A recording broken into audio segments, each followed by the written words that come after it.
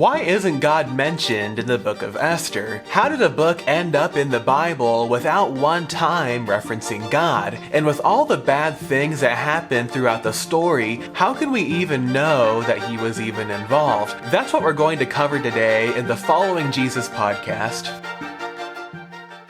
Hi, my name is David Cipriano. I'm a youth pastor, and my goal is to teach the Bible to as many people as possible. And today, we're going to start studying through the story of Esther. So if you want to keep up with the series, then make sure to subscribe. Esther can be a confusing book for a lot of reasons. One, God's name is never found. Esther is one of only 2 books that don't mention the name of God, with the other being the Song of Solomon. There's no reference to God, heaven, hell, there's no messianic prophecy, there's no mention of the scriptures. So it's a very unusual book of the Bible, and really there's a lot of details in the story that aren't very pretty. There's a man who hastily divorced and banished his wife. This king was just defeated and humiliated in battle. There's a plan to capture all the beautiful young women for the king's pleasure. Hundreds of girls are spending one night in immorality with the king. There's an evil ruler named Haman who wanted to commit genocide against all the Jews. Really, there's a lot of bad things that happen in this story. There's an atheist argument against the existence of God, which says that if there's a God, then he's hiding from us, but no loving God would hide from people who are looking for him, so there really can't be a God, but even if there was, then he's obviously not a loving God. And if we're being honest, we've all gone through times in our lives when it felt like God was hiding, where it seemed like he was missing. Maybe we couldn't see him or hear him, and we couldn't feel his presence, and we wondered if he was there at all, because he seemed nowhere to be found.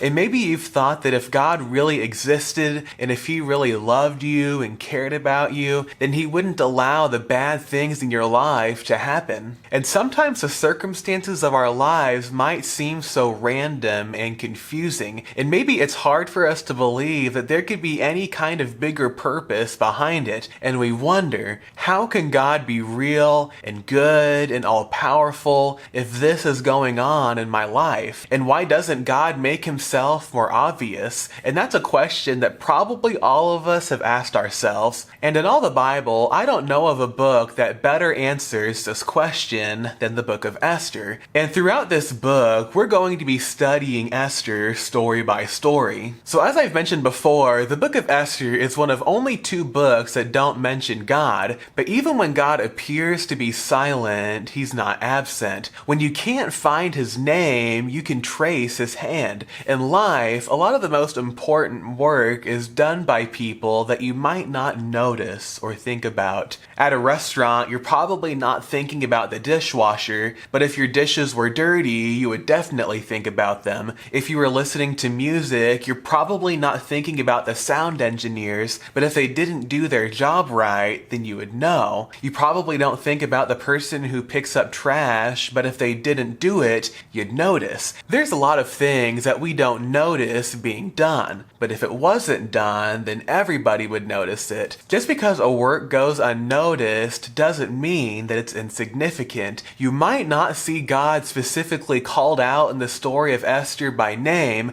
but you can see his evidence throughout the entire thing. And that's how I think that our life often goes, which is why I think that the story of Esther is one of the most practical books of the Bible. And to me, the attribute of God that stands out the most in this story is providence. Providence is how God, with wisdom and love, cares for and directs all things in the universe according to his plan. Providence explains how God is in complete control of all things. God is sovereign. God's providence or sovereignty means that he directs all things toward a worthy purpose. Animate and inanimate, seen and unseen, good and evil. God knows where everything's going, and he's directing all of it according to his purpose, because in the end, God's plan will prevail. God is in control even when life seems out of control. The world is not ruled by fate or chance, not by by good luck or bad luck, not by superstitions. God is in control. And this is something that Joseph recognized in his life. Joseph had been wronged in a lot of ways, sold by his brothers into slavery into a foreign country, lied about by Potiphar's wife, falsely accused of something that he didn't do, being forgotten about in prison after he had helped people. Joseph had been wronged over and over again. But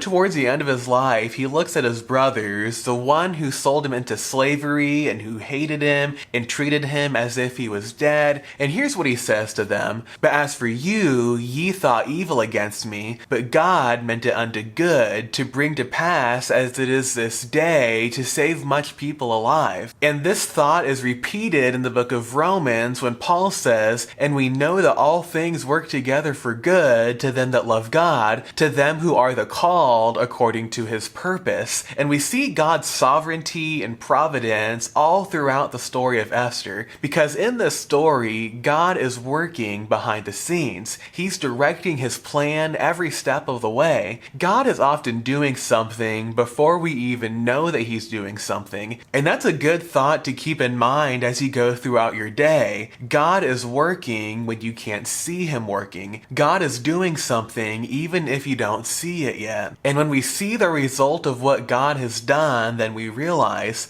God was working things out way before the fact. And when we think about God's direction, we see his leadership. There's a couple of different types of leaders who do the same thing, but they do it in very different ways. The first person is a symphony conductor. You go to a concert and you see them and they're right out in front. He's waving his baton. He's starting and stopping every song. He's the one person that you can't help but notice. He's right there. He's obvious. He's out in the front directing. And he's clearly in control. But there's another person who's equally as in control, but you probably don't think about them. You probably don't notice them. And if you're not really paying attention or thinking about it, you might not realize that he's there. And this person is a stage manager in a theater. They're behind the scenes. They're on the other side of the curtain. It may seem like all of the actors just have everything together, but everybody who's involved and behind the scenes, they know the stage manager is there, they're in control, and they're directing everything. Both a conductor at a symphony and a stage manager of a play, they have the same role. They direct. They're both doing the same job, but they're doing it in very different ways. Sometimes God directs like a conductor at a symphony. He's out there, he's obvious, you just can't miss him.